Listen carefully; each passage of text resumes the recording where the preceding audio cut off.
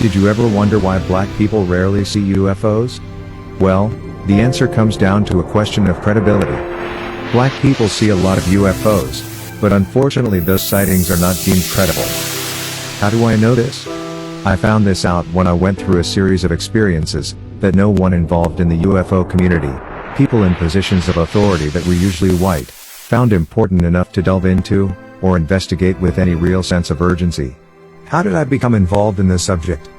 It was not a subject that I initially found interesting or easy.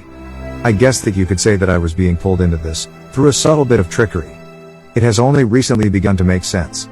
All of this started as a result of one picture. A simple photo that by any other account should have been thrown away or ignored. Although I didn't realize it at the time, the journey became a rocky, uphill battle, simply because of the way in which this was unveiled to me. I knew that it would prove to be an obstacle and a point of contention for me in the future. That one picture set me on a path that I have managed to remain on for over 10 years. However, this was not my first encounter, nor was this my first time noticing something strange in a photograph. My first memory of aliens being around me happened when I was about 5. After that, I started seeing them periodically throughout the course of my life, about every 5 to 10 years or so. But it wasn't until December of 2008 that an abundance of paranormal activity began to increase. It was during that time that I managed to capture a significant amount of activity in video, as well as photographs. I don't mind telling you because I felt that I was being bombarded with all of this information. I was starting to feel the ill effects of this new reality, simply because I could get no one to believe that this was happening. I decided at that point to join an experiencer group. This was a group of people who had experienced similar encounters. Unfortunately, there was an obvious difference of opinion about the information they wanted to convey about their encounters. They seemed to be more fascinated with a discussion about tall whites and Nordics than they were about the fact that extraterrestrials of all kinds were visiting the planet. I had watched several groups of extraterrestrials land in the area where I lived, and only one of them appeared to take on a Caucasian appearance. So why were they only concerned about a couple of different groups? To that point, I had managed to witness extraterrestrials both large and small, in every color in the rainbow, but found nothing fascinating about the fact that there were black beings in space. I just kind of believed that this was the case anyway. I found it difficult to believe that some of them had managed to find ways to take their racism to new heights. Although I never told anyone in the group why I left, this is why I did so.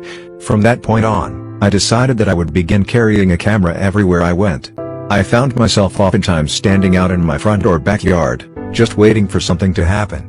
There were many days that I saw nothing unusual, and even when I managed to capture something on film or in a video, it was only because of a hunch, or an unusual sound.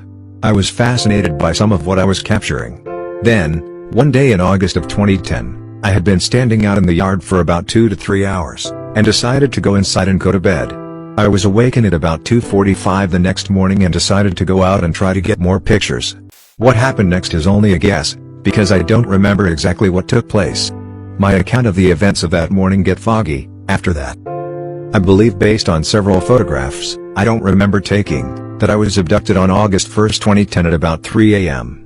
One of the photos I examined was of a craft that hovered above me that morning. The other was of several ships that I believe were in space.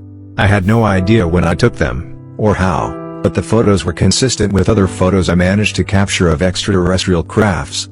The photo frightened me at first, but after I realized that they could have taken me and not returned, made me realize that my abduction was not their intention. I believed that they in all likelihood had been observing me and realized that I was curious about them, and decided to help me elevate my knowledge of them and their culture. Even though I didn't remember much about what happened to me, I did however manage to gain a lot of information about what extraterrestrials look and act like. Over the course of the last 10 years, there have been numerous visits. Too many to show, and entirely too many to document or count. But I have learned enough to confidently say that I'm acutely aware of their control and influence over this planet. And even though their crafts took on different shapes, forms and colors, there were too many similarities between them to ignore. It's been several months since I've witnessed any of the larger crafts, but the smaller ones come by almost every day. I'm sure that at some point, they'll be back.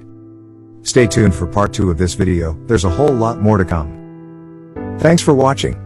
And let me know what you thought of this video. Be sure to like and subscribe to my channel and oh yeah, keep watching the skies.